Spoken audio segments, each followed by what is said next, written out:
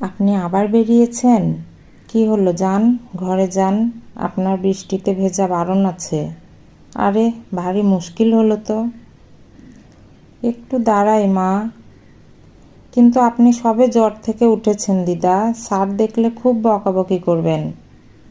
তখন না হয় বলে দিও আমি কথা শুনিনি। মা, না না, কতদিন বৃষ্টি দেখি না জানো মা।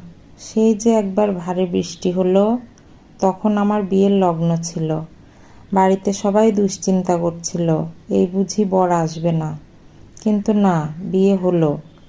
তারপর এরকম ভারী বর্ষার দিনে আমার মেয়ের জন্ম হলো, তাই তো ওর নাম রাখা হলো শ্রাবণী।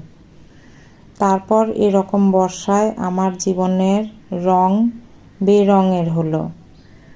তারপর বর্ষা মৌসুমে এখানে এলাম। আচ্ছা হয়েছে, আর ভিজতে হবে না, আপনি বসুন, আমি একটু চা নিয়ে আসি। আচ্ছা, নিন ধরুন। তোমাকে খুব বিরক্ত করে ফেললাম বলো মা। কি করব বলো, কথা বলার লোক পাই না তো, ভুল কথাবার্তা বলে ফেলি।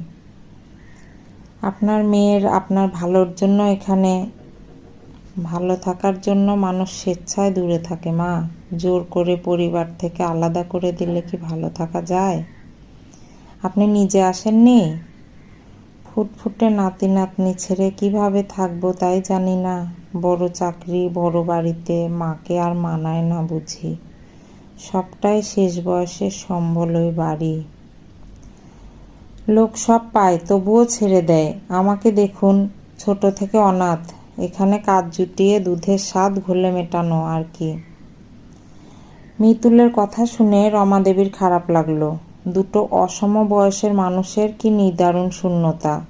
মেয়ে থাকতে বৃদ্ধাশ্রমে ঠাঁই হয়েছে, আরেকজন মায়ের আঁচলের তলায় একটু ওম বয়স্কদের মধ্যে খুঁজে বেড়াচ্ছে।